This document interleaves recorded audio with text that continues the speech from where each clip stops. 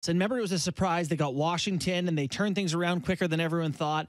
And there was so much excitement. Like, playoffs are fun. The Leafs, they're back. Playoff hockey. And now it's just, nerves. All right, here he is on the last game of the regular season to really sum up Leaf Nation. Let's bring in Steve Dangle. All right, Steve, Boston or Tampa Bay? An asteroid. I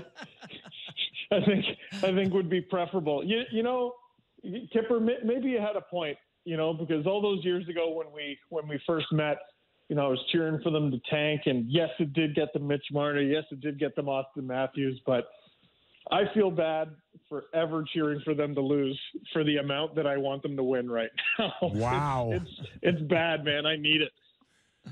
So when we look at Boston and we see the lineup tonight, is there a suggestion to you that maybe the Bruins don't want to push their luck against Toronto?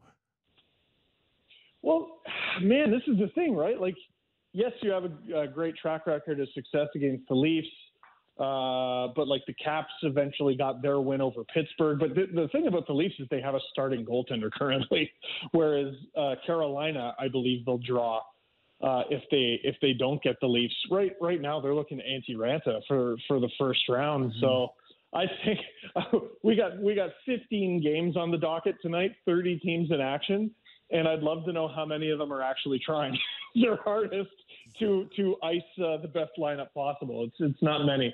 No, it certainly isn't.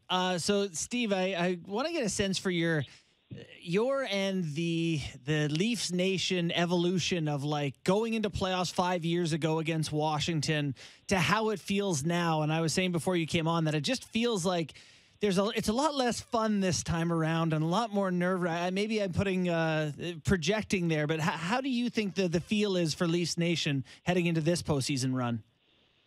You know what? It's less stressed than I thought it would be. Yeah. Because I think we spent all of that acting like all 82 games were a playoff game and indicative of how they were going to be in the playoffs.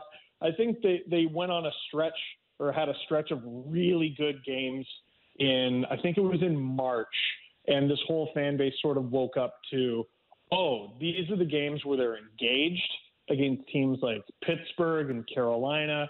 They had a really good showing against Boston. They dominated Tampa one game. They had a very strong showing against Florida, 1.5 out of 2 games. And it was obvious that the Leafs we saw in those games was not the Leafs that we saw in one of their 5-2 losses against the Buffalo Sabres. I was talking about it with someone today. Like, listen, the Bruins are a really strong team, and if you lose to Tampa, you certainly wouldn't be the first team to ever lose to Tampa. They're the back-to-back, reigning Stanley Cup champions. But I don't think anyone within this radio signal wants to hear any of that crap. You got to beat good teams to win the Stanley Cup. Go look at Tampa's road last year. If I'm not mistaken, it was Florida, Carolina, Islanders, the rematch. That's horrible. Yeah. But there are no easy paths to the Stanley Cup, and they wasted that last year because you were never going to get an easier path than last year. So I don't think you're allowed to demand a quote-unquote easy path ever again.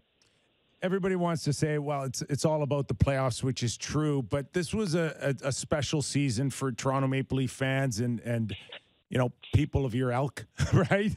Because we're not used to Maple Leafs being Hart Trophy favorites. You're not used to setting records. You're not used to any of this.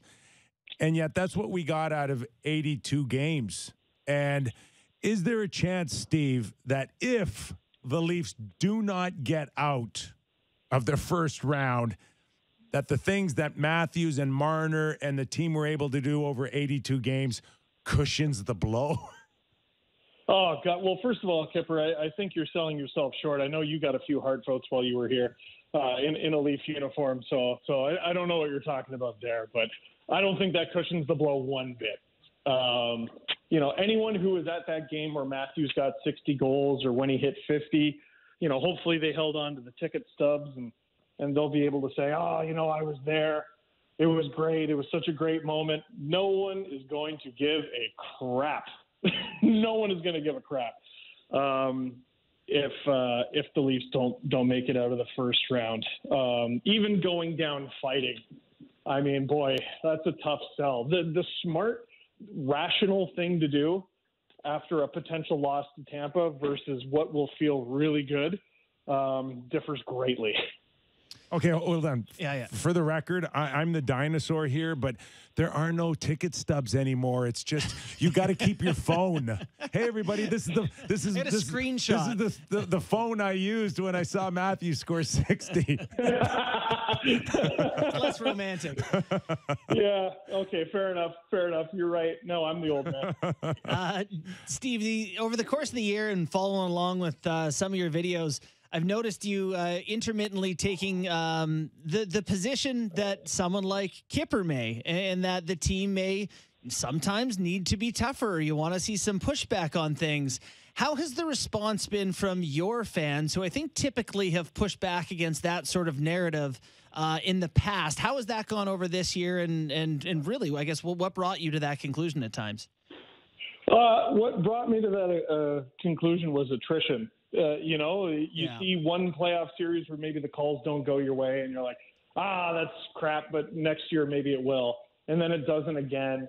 And then what did it for me is I just sort of made peace with the fact, all right, this is the way it is. Right. So instead of, one day maybe they'll release a memo and they go, hey, this is a penalty, this is a penalty, this is a penalty, you're not allowed to do this anymore, you are allowed to do this. Until then, I think you should at least be prepared to beat the crap out of the guy who's getting in your face. Right. Room, as Ken Reed likes to call it, make some room. And I think they've gotten better at that. And even from a non-fist angle at that necessarily, Sheldon Keefe, throughout that Amazon documentary, you saw him banging the drum that they're not scoring enough playoff style goals. And this year they've been doing that. This year they haven't necessarily been the aggressors in a lot of conflict, but they haven't backed down from any of it. And to me, that's kind of Tampa, isn't it? They haven't exactly started a lot of the fights, but they're not afraid to get into any of them.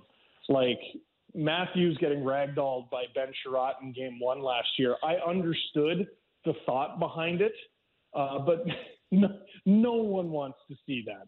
No one at all. I think a lot of fans would even be willing to forgo the power play just to see you throw a punch back. I'm not saying it necessarily needs to be Matthews doing it. I don't necessarily want anyone with a surgically repaired wrist who scored 60 goals to be doing that. But Michael Bunting hasn't shied away from that all season. No one really has, and that's been an encouraging development. Joining us on the Real Kyper and Bourne show, Steve Dangle. So for